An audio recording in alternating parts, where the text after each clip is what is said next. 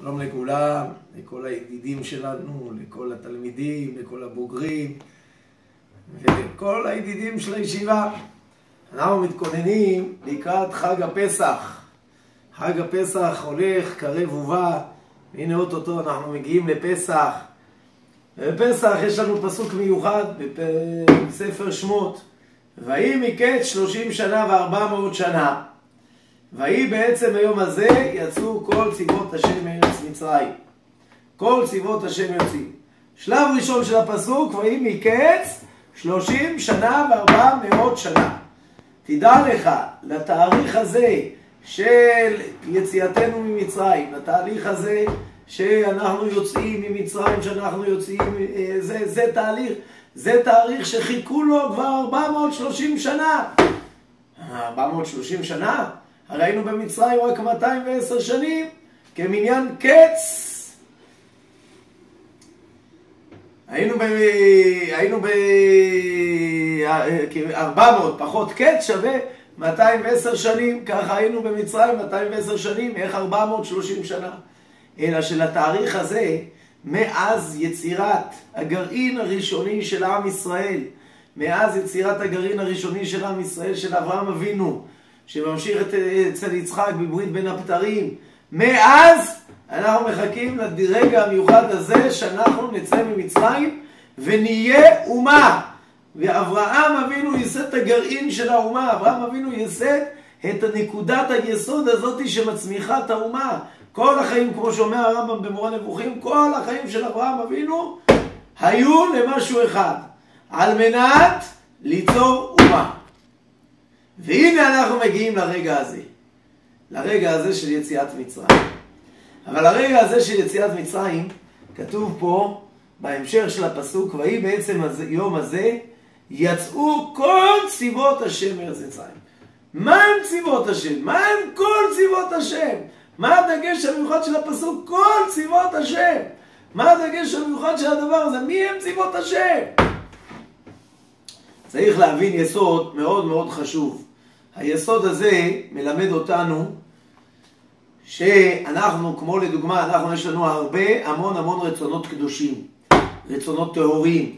אנחנו רוצים ללמוד תורה, אנחנו רוצים להתפלל בכוונה, אנחנו רוצים המון דברים. זה הרצונות הקדושים, אליהם אנחנו קוראים צבאות השם. זה צבאות השם, זה הרצונות של הקדושה שלנו. אבל הרצונות של הקדושה הזאת, הם נמצאים במאסר, הם נמצאים בתוך המיצר, הם נמצאים בתוך הקליפות של מצרים.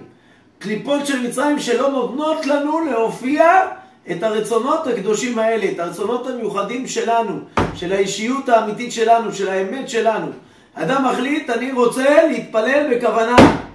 התחיל, השם שפתי תפתח ופי יגיד תהילתך, זה היה בכוונה במצב הטוב, ואחר כך ישר המחשבות מרחפות והולכות לכל מיני מקומות. פתאום מסיים את התפילה, אופס, איפה מה שהחלטתי? הנה הרצון שלנו נמצא בתוך המצר. הקודש, הקדושה נמצאת בתוך המצר. אני החלטתי להפסיק לעשן. והנה אני מנסה להפסיק לעשן, מנסה, לא מצליח. להפסיק לעשן זה רצון של קודש. אני החלטתי כל יום לקום בזמן, רצון של קודש, ואני לא מצליח. כל אלה מועקות כאלה שמראות ולמדות אותנו עד כמה הרצונות של הקודש שלנו הם נמצאים מתחת, קוראים לזה מתחת לקליפות. כלומר, הם נמצאים במצב כזה שהם לא יכולים להתגלות, יש להם מונעים, יש להם מפריעים שמפריעים אותם להתגלות. כשאנחנו היינו במצרים, כל צבאות השם, כל הרצונות של הקדושה, כל צבאות השם המיוחדים שקדוש ברוך הוא ברא אותם, על מנת שהם יהיו צבאות השם, בין אם זה בעולם הזה, בין אם זה בעולמות אחרים, בין אם זה, הכל היה נתון בתוך ברוך. הכל היה נתון בצורה כזאת שהוא לא יכול, שום דבר ממנו לא יכול להופיע. כי הוא נמצא תחת ידי מצרים. והמצרים, המצריות הזאת, והטומאה הזאת, של כמו שהזוהר קורא לזה, ארא דמסאווה, ארץ הטומאה הזאת, היא מכסה ומכסה את כל הקודש הזה, ולא נותנת לו להופיע כלום. העולם מלא בתרבות של מצרים. תרבות של מצרים זה האימפריה. מה מוביל את העולם? האימפריה של מצרים. מה זה המצרים הזאתי? זה אימפריה של זנות ואימפריה של עבודה זרה. זה מה שיש בזה.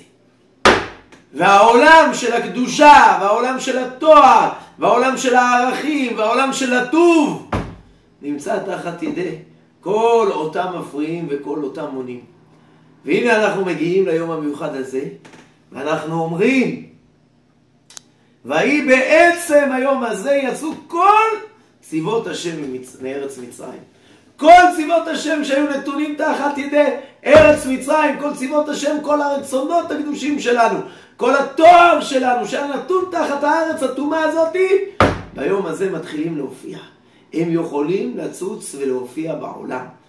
כמה העולם חיכה כדי שתוכל אותה קדושה להופיע סוף סוף בעולם. לא רק 430 שנה, אלא מאז בריאת העולם חיכינו לתאריך הזה. לכן התאריך הזה לא יכול לעשות בלילה, לא יכול לעשות בגניבה. זה תהליך עולמי. כי ברגע שמופיעה הקדושה בעולם, זה נפקא מינה לכל העולם. ברגע שעם ישראל יוצא ממצרים, זה נפקא מינה לכל העולם. לכן כתוב, והיא בעצם היום הזה. לא בלילה, לא כמו גנבים שאנחנו לא רואים, אנחנו לא בורחים. אנחנו הולכים להקים את העולם על תרבות אחרת. אנחנו מבשרים ביום הזה לעולם על תרבות של אמת. אנחנו מבשרים ביום הזה לעולם על תרבות אמיתית, על תרבות של קודש. את זה אנחנו מבשרים בעולם. זה צריך להיות בעצם היום הזה. בשיא של היום הזה זה צריך להיות. לא בתהליך כזה של נבחיות שבורחים כמו איזה מסכנים, לא. זה יציאת מצרים, וזה פי כמה וכמה בגאולה האחרונה. גאולתנו הקדושה שהולכת ומתעצמת בימים האלה, והולכת ומתעצמת בדורות האלה. כמה אנחנו צריכים להבין שכל הגאולה הקדושה הזאת היא שייכת בדיוק להמשך של יציאת מצרים. כי יציאת מצרים, לפי מה שאנחנו מבינים עכשיו, היא לא הייתה מאורע שנברא פעם ונגמר. כי להוציא את המחשבות של קודש של הפועל, זה תהליך עולמי. הנה אנחנו נתכנס כולנו בשבת הבאה, אלינו לטובה בעזרת השם. כולנו נתכנס לליל הסדר, כל אחד צא לבית אבות, כל משפחה ומשפחה. ואנחנו נחיה את היציאת מצרים של השנה הזאת, יציאת מצרים של תשע"ו. אנחנו נחיה איך עולם הקודש ממשיך לפעול ולהופיע בעולם, עד כדי כך שהוא ימשיך להנהיג את העולם. היום מי מנהיג לנו את העולם? זה בדיוק אותה יציאת מצרים, אנחנו כל כך צריכים להמשיך אותה. מי מנהיג את העולם היום? אמריקה. מה זה אמריקה? עולם של דולרים ועולם של קוקה קולה. נהנתנות. עברנו מהזנות והעבודה זרה למושג של הנהנתנות. ולא תמיד הנהנתנות והזנות יש להם כל כך הרבה הבדל, לצערנו הרב, ואנחנו רואים את זה בכל התרבות המערבית היום, בסרטים, באינטרנטים, בכל מה שאנחנו לא רוצים. ואנחנו חייבים להמשיך להופיע את יציאת מצרים. וביום הזה, בט"ו ניסן תשע"ו, אנחנו ממשיכים להופיע את יציאת מצרים, להופיע את הקודש הזה. עד שהקודש הזה הוא זה שינהל את העולם, והוא זה שיוביל את העולם לעולם יותר גדול, לעולם יותר נצחי, לעולם יותר ערכי. והיא מקץ 30 שנה ו400 שנה, והיא בעצם היום הזה יצאו כל צבאות השם מארץ מצרים. בעזרת השם שיהיה לנו בהצלחה רבה, שיהיה לכל אחד ואחד בהצלחה רבה בליל הסדר שלו, יחד עם כל בית ישראל, בעזרת השם שנזכה להקריב קורבן הפסח בעזרת השם.